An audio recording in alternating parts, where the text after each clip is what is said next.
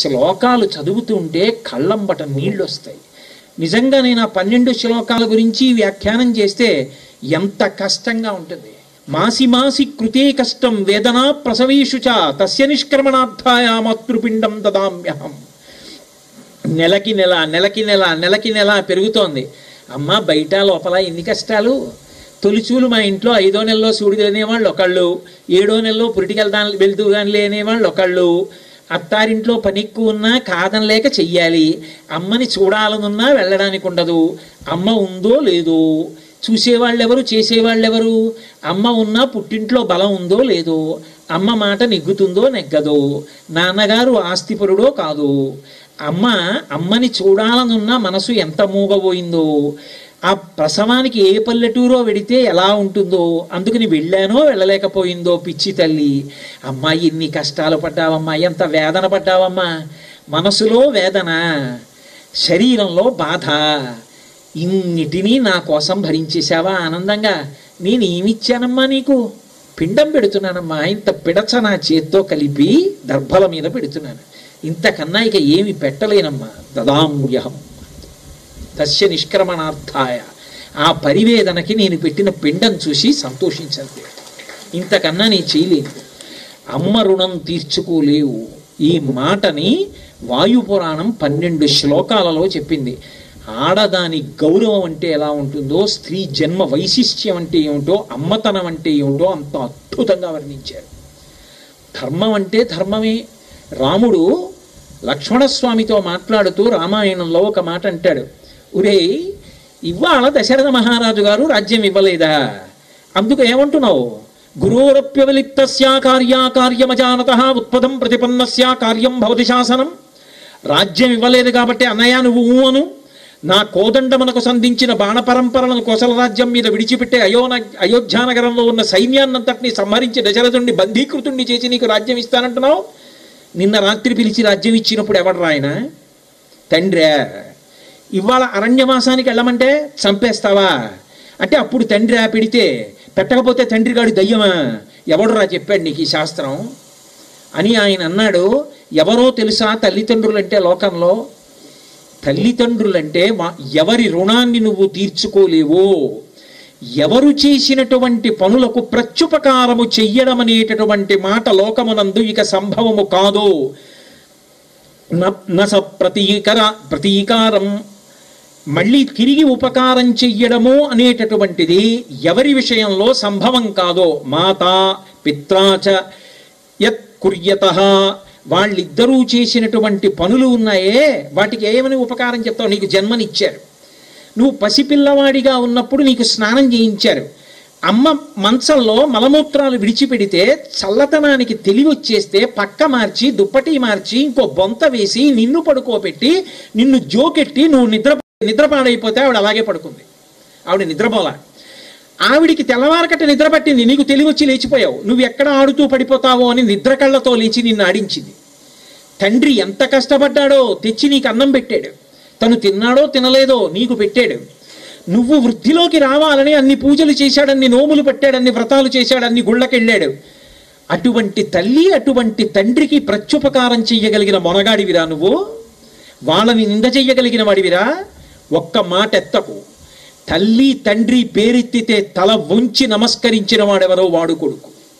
అందుకే 3 జన్మదినాలు అని చెప్పింది శాస్త్రం. తండ్రి జన్మదినం, తండ్రి శరీరం విడిచిపెట్టిన రోజున కూడా అంత భక్తితోటి చెయ్యాలి. అలాగే తల్లిగారి జన్మదినం, తల్లిగారు శరీరం విడిచిపెట్టిన రోజు తన జన్మదినం, 3 జన్మదినములు ఉంటాయి అని శాస్త్రం చెప్పింది. కాబట్టి ధర్మం అనేటటువంటిది కాలమునందు నిరంతరము మారుతూ ఉంటుంది. ఆ ధర్మాన్ని అనుష్ఠించకపోతే అప్పటికి బాగుంటుంది. ధర్మంతో వచ్చినటువంటి పెద్ద ఇబ్బంది ఏమిటంటే, మీరు ధర్మాతిక్రమణం ఎంత చేస్తామో అది అంత రుచిగా ఉంటుంది. అప్పటికి ఎంత ధర్మాన్ని విడిచిపెట్టేస్తుంటే అప్పటికి అది అంత బాగున్నట్టు, అబ్బా ఎంత బాగుందో, ఎవడు చెప్పాడు రా ధర్మం, ఇవన్నీ పిచ్చి మాటలు అనిపిస్తుంది.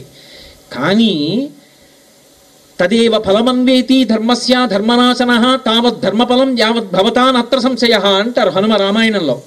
ధర్మము యొక్క ఫలితాన్ని ధర్మం ఇచ్చుకుంటూ వెళ్ళిపోతుంది, అధర్మం కూడా తన ఫలితాన్ని తానిస్తుంది. అప్పుడు తట్టుకోలేడు.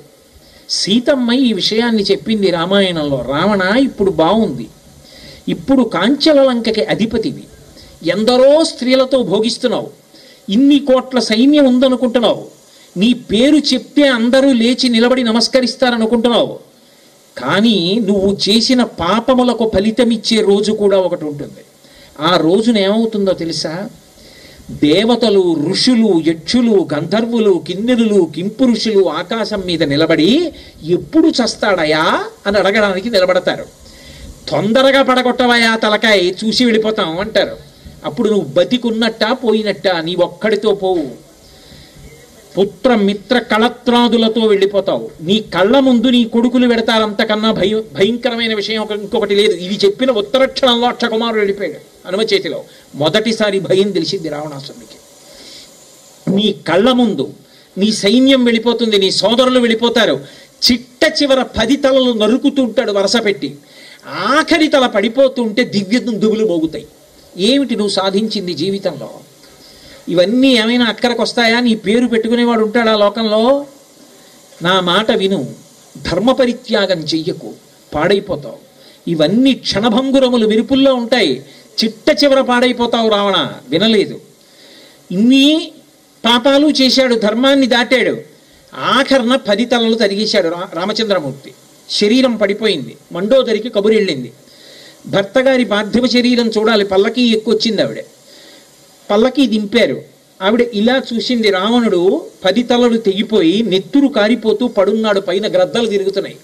అంతటి సార్వభౌముడు, అంత కీర్తిని అనుభవించినవాడు, అన్ని పాలరాతి మేడలలో తిరిగినవాడు యుద్ధభూమిలో పడిపోతే క్రిమికీటకాదులు కొరుక్కు తింటున్నాయి.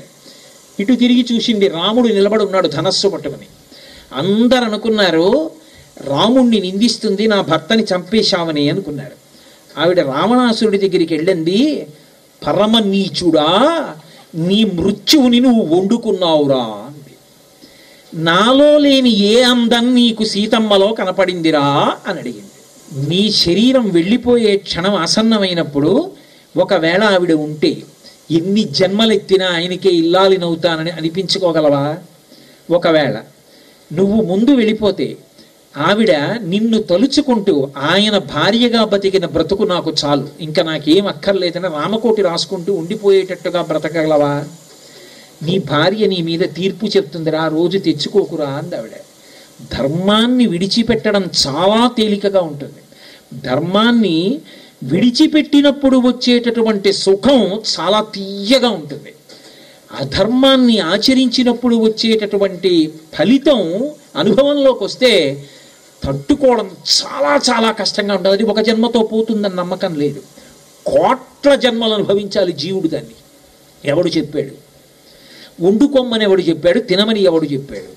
రాముడు 10 తలలు లేవు, ఒక్క తలకాయ. తపస్సు చేయలేదు, రావణుడు తపస్సు చేశాడు. శివసాక్షాత్కారం రావణుడిది, శివసాక్షాత్కారం రాముడిది కాదు. రాముడు బాహ్యంలో బలహీనుడు, అరణ్యవాసం చేస్తున్నాడు. రావణుడు తన రాజ్యంలో తానున్నాడు.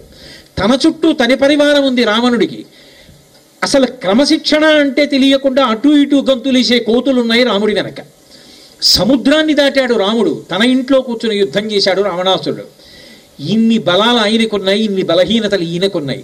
ఎవరి చేతిలో ఎవరు వెళ్ళిపోయారు? ధర్మం చేతిలో అధర్మం వెళ్ళిపోయి. ఇది రామాయణంలో అద్భుతమైన తీర్పు చెప్తారు స్వామి హనుమ.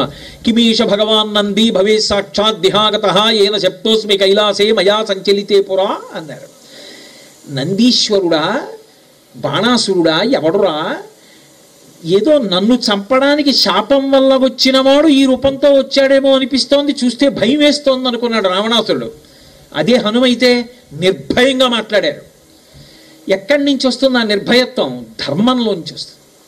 నేను ధర్మాన్ని పట్టుకుని ఉండగా నేను ఎందుకు చెనకబడతాను? నన్ను ఈశ్వరుడు కాపాడతాడు. ధర్మాన్ని పట్టుకున్న వాణ్ణి పరమేశ్వరుడు నిరంతరము కాపాడుతూనే ఉంటాడు. వాడు పాడవడం అనేటటువంటి మాట లోకంలో ఉండదు. అందుకే భాగవతంలో బలిచక్రవర్తి విషయంలో వామనమూర్తి ఒక మాట అంటారు, వీడు నా కొరకు రక్షింపవలయువాడు అంటారు. వీడిని నేను ఎందుకు రక్షిస్తున్నానో తెలుసా? ఏదో చాలా దానాలు చేశాడు కాబట్టి రక్షిస్తున్నాను అనుకోకండి. ఇంత భక్తి కలిగిన వాడిని రక్షించకపోతే అసలు భగవంతుడు ఉన్నాడని రేపు లోకం నమ్మదు. నా కోసం వీడిని రక్షిస్తున్నానన్నాడు. భక్తుడి విషయంలో భగవంతుడు ఎందుకు జోక్యం చేసుకుంటాడంటే అసలు ఆ ధర్మాన్ని పట్టుకున్న వాడిని నిరంతరం కాపాడుకుంటాడు. మహాభారతంలో అర్జునుడిని కాపాడలేదండి. అసలు పాండవులు ఎప్పుడో నిహతులైపోయారు. ఎంత గొప్పవాళ్ళైతే మాత్రం అసలు ఎక్కడున్నారు పాండవులు? కురుక్షేత్రం వరకు లేనేలేదు. ఒకవేళ కురుక్షేత్రం జరిగిన గెలుపు పాండవులది కానే కాదు. మీరు నిష్పక్షపాత బుద్ధితో ఆలోచిస్తే అసలు ఎప్పుడో అయిపోయింది యుద్ధం. మొట్టమొదటి రోజే అయిపోయింది. కృష్ణ పరమాత్మ ధర్మమునందు అనురక్తి కల్పించాడు ధర్మరాజు గారికి. మహానుభావుడు తండ్రి కోరుకున్నాడు పాండురాజు, వెనక పుట్టిన నలుగురు పిల్లలు ఎంత బలవంతులైనా పైన ఉన్నవాడు ధర్మాత్ముడు కాకపోతే నిలబడరు, పాడైపోతారు, నశించిపోతారు. పెద్దవాడు ధర్మాత్ముడైతే నేను వెళ్ళిపోయిన తర్వాత తండ్రి వాడు నడిపిస్తాడు, ధర్మ మార్గంలో వాడు నడిపిస్తే శాశ్వతులవుతారని ధర్మరాజానుగ్రహంగా పెద్ద కొడుకు కావాలని ధర్మరాజునికి అన్నాడు. అందుకు మిగిలిన నలుగురు బతికిపోయారు, లేకపోతే వెళ్ళిపోలేదండి. ఒక్క సందర్భం చాలు, తొందరపడిపోయి పద్మవ్యూహంలో అభిమన్యుడు వెళ్ళిపోయాడని కోపం వచ్చి ప్రతిజ్ఞ చేసేశాడు అర్జునుడు. రేపు సూర్యాస్తమయానికి సైంధవుడి తల తరుగుతాను, అలా తరగకపోతే గాంధీవం వదిలేస్తానన్నాడు. గాంధీవం వదిలేస్తే ఇంక అర్జునుడేమిటి? తీరా ద్రోణాచార్యుల వారు పన్నినటువంటి వ్యూహం లోపలికి వెళ్ళడం సాధ్యం కాలేదు. సూర్యాస్తమయ సమయం అయిపోయింది. అసలు సైంధవుడు కనపడలా. అలా దాచాడు. దాచినవాడు ఆచార్యుడు, ఏ సామాన్యుడు కాడు. లోపలికే వెళ్ళలేదు అర్జునుడు, ఎక్కడో ఉన్నాడు ఇంకా సైంధవుడు. అయిపోయింది, నీరసపడిపోయాడు. అయిపోయింది సూర్యాస్తమయం, ఇక దొరకడు సైంధవుడు. ఎదురుగుండా పైగా గురువు ద్రోణుడు ఉన్నాడు. చేత ధనస్సున్నంత కాలం ద్రోణుణ్ణి గెలవగలిగిన వాళ్ళు లేరు. ఆయనే చెప్పేశాడు మొట్టమొదటి రోజున, ఎందుకురా బెంగ పెట్టుకుంటావు, ఎన్నడూ మాట తప్పని వాడు, నా మనసు బద్దలైపోయే మాట చెప్తే ధనస్సు వదిలేస్తా, అప్పుడు చంపాలి తప్ప చేతిలో ధనస్సు ఉండగా 33 కోట్ల మంది దేవతలు వచ్చినా నన్ను నిగ్రహించరని చెప్పాడు. ఎలా? మహానుభావుడు కృష్ణుడు ఉన్నాడు కాబట్టి ఒక మాయాతిమిరాన్ని సృష్టించి నల్ల మబ్బు సూర్యుడికి అడ్డెళ్ళింది, చీకటి పడిపోయింది. సూర్యాస్తమయం అయిపోయింది. అమ్మయ్య అర్జునుడు గాంధీవం వదిలేస్తే చాలని చూస్తున్నాడు సైంధవుడు. గభాల్లో ఓ ఏనుగు పైకెక్కి రిక్కించి చూశాడు. చూసి సూర్యాస్తమయం అయిపోయింది, ఇంకా నేను బతికిపోయినట్టేనా అని పెద్ద అరుపరిచాడు. వెంటనే కృష్ణ పరమాత్మ చూసి, అడిగో సైంధవుడు, వెయ్యి బాణం అన్నాడు. బాణం వేశాడు. అధర్మయుద్ధం అయిపోవట్లా, మాయాతిమిరాన్ని తొలగించాడు. అది నిజమైనటువంటి మేఘం కాదు, ఆ మేఘం తప్పుకుంది, సూర్యుడు ప్రకాశించాడు, కంఠం తెగిపోయింది. సైంధవుడు మరణించాడు. కానీ వెంటనే కృష్ణుడు అన్నాడు, ఆ తల కింద పడకూడదు, పాశుపతాస్త్రం ప్రయోగించి బంతులాడుతూ మిగిలిన వాళ్ళతో యుద్ధం చేయన్నాడు. పాశుపతాస్త్రాన్ని ప్రయోగించి దాన్ని బంతులాడుతూ అలా యుద్ధం చేస్తూనే ఉన్నాడు. బావా ఎంతసేపు ఇలా బంతులాడాలని అడిగాడు. ఇప్పుడు పాశుపతాస్త్రాన్ని అభిమంత్రించి సంకల్పం చెయ్యి. ఎక్కడో హిమాలయ పర్వతాల్లో ఉన్నటువంటి గుహలో ఈ సైంధవుడి తండ్రి తపస్సు చేస్తున్నాడు. ఆయన ఒక వరం కోరాడు. ఈ పిల్లవాడి తల ఎవడు కింద పడిపోయేటట్టు చేస్తాడో వాడి తల 100 వ్రక్కలైపోవాలని వరం అడిగాడు. ఇప్పుడు నీ వల్ల తల కింద పడిపోతే నీ తల 100 వ్రక్కలైపోతుంది. ఈ తల ఆయన ఒళ్ళోనే పడేటట్టు కొట్టు. తపస్సులో ఉన్నాడు, ఒళ్ళో పడగానే కళ్ళు విప్పుతాడు. కొడుకు తల ఏమో తెలియదు, బాణాలతో కొట్టి కొట్టి ఆడేవు కదూ, నెత్తుటి ముద్ద చూసి అబ్బో తలని కింద పడేస్తాడు. ఎవడి కింద పడేశాడో వాడి తల 100 వక్కలవుతుంది. వరం అడిగినందుకు ఆ తండ్రి తలే పగిలిపోతుంది అన్నాడు. ఇప్పుడు పాశుపతాస్త్రంతో కొట్టిన తల వెళ్ళి ఒళ్ళో పడింది. సైంధవుడి తండ్రి కింద పడేశాడు. వెంటనే సైంధవుడి యొక్క తల 100 వ్రక్కలైంది. అయి ఆ సైంధవుడి తండ్రి మరణించాడు, సైంధవుడు మరణించాడు, అర్జునుడు బతికాడు. కురుక్షేత్ర సంగ్రామం అంతా అయిపోయిన తర్వాత నదీ తీరానికి తీసుకెళ్ళి రథాన్ని ఆపి, అర్జున నీ సామాగ్రులు ఏమున్నాయో రథంలో తీసుకుని దూరంగా వెళ్ళిపో అన్నాడు. అన్నీ తీసుకుని దూరంగా వెళ్ళి నించున్నాడు. ఏం బావా అన్నాడు. చెప్తానుగా వెళ్ళు. వెళ్ళిపోయాడు. పైకి పతాకం వంక చూసి స్వామి హనుమ నిష్క్రమించండి అన్నాడు. వెళ్ళిపోయారు. తాను ఒక పెద్ద దూకి వెళ్ళిపోయాడు కృష్ణుడు. రథం భగ్గున కాలిపోయి ఆశ్చర్యపోయాడు అర్జునుడు. బావా రథం ఎందుకు కాలిపోయింది అలా అని అడిగాడు. ఇప్పుడేమిటి, ఎప్పుడో కాలిపోయింది. భీష్మ ద్రోణ కృపాచార్యాది వీరులు ప్రయోగించినటువంటి బాణ పరంపరలకి నశించిపోయింది. ఎక్కడ నువ్వు కాలిపోతావు అని కురుక్షేత్రం అయిపోయే వరకు ఆపాను రథాన్ని. ఇప్పుడు అయిపోయింది కాబట్టి కాలిపోవడానికి అనుమతించాను. ఇప్పుడు నాకు చెప్పండి, పాండవుల విజయం ఎక్కడుంది? కృష్ణానుగ్రహంలో ఉంది. కృష్ణానుగ్రహం ఎందువల్ల వచ్చింది? ధర్మము వల్ల వచ్చింది. ఇదే శంకరాచార్యుల వారు శివానంద లహరిలో అంటారు, గభీరే కాసారే విశతి విజనే ఘోర విపిని విశాలే శైలే చ భ్రమతి కుసుమార్థం జడమతి సమర్ప్యై చేతసరసిజముమానాద భవతే సుఖేనావస్థాతుం జనైహ న జానాతి కిమహో. ఏదో 1,00,000 బిల్వార్చన చేసేసానండి, 1,00,000 కమలాలతో పూజ చేసేసానండి అంటే నేను పూజలు చెయ్యొద్దు అని నిరుత్సాహపరచట్లేదు. అవి చేసేస్తే లొంగిపోయేంత అమాయకుడు ఏం కాదు పరమేశ్వరుడు. ధర్మాన్ని చూసి అనుగ్రహిస్తాడు. అసలు ఆయన వృషభవాహనారూఢుడు. ఆ వృషభం ధర్మం. అందుకే మీరు ఏ పురాణంలో చదవండి, ధర్మదేవత వృషభ రూపంలో వస్తుంది, భూదేవత గోరూపంలో వస్తుంది. ఆయన ధర్మాన్ని అధిరోహించి తిరుగుతూ ఉంటాడు. పరమశివుడికి పరమ ప్రీతి పాత్రులు ఎవరు అంటే ధర్మాత్మలు. ఎవడు ధర్మాన్ని పట్టుకున్నాడో వాడంటే శివుడికి అంత ప్రాణం. ఎవడు ధర్మాన్ని పట్టుకున్నాడో వాడంటే రాముడికి అంత ప్రాణం. మీరు అసలు సనాతన ధర్మంలో వాంగ్మయాన్నంతటినీ పిండేస్తే 2 అక్షరాలు ధర్మం అంతే. ఆ ధర్మాచరణం కోసమే వాంగ్మయం అంతా వచ్చింది. త్రేతాయుగంలో ఉన్నటువంటి రామచంద్రమూర్తి ఈ భూమండలం మీద నేను కొంతకాలం ఉంటాను అని చెప్పి ప్రతిజ్ఞ చేశాడు. ఉండి వెళ్ళిపోయాడు. వెళ్ళిపోయిన త్రేతాయుగం అయిపోయింది, ద్వాపరయుగం అయిపోయింది, కలియుగం వచ్చేసింది. అయినా కూడా రామనామం రామ కథ అలాగే ఉండిపోయాయి. అలాగే ఉండిపోయాయి అంటే కారణం, దాని గొప్పతనం ఎక్కడుంది అంటే ధర్మాచరణమునందు ఉన్నది. అందుకే రామో విగ్రహవాన్ ధర్మ సాధు సత్యపరాక్రమ అంటాడు మారీచుడు. రాముడు అంటే రాశీభూతమైన ధర్మమే. ధర్మమును పాటించేవాడి జోలికి ఎవరు వెడతాడో, ధర్మాన్ని పాటించేవాడిని పాడు చెయ్యాలని ఎవడనుకుంటాడో వాడు ఉత్తర క్షణం భగవద్విరోధి అవుతాడు. భగవంతుడికి తేలికగా శత్రువు కావాలన్నా, భగవంతుడికి తేలికగా మిత్రుడు కావాలన్నా శాస్త్రం 2 మార్గాలు చెప్పింది.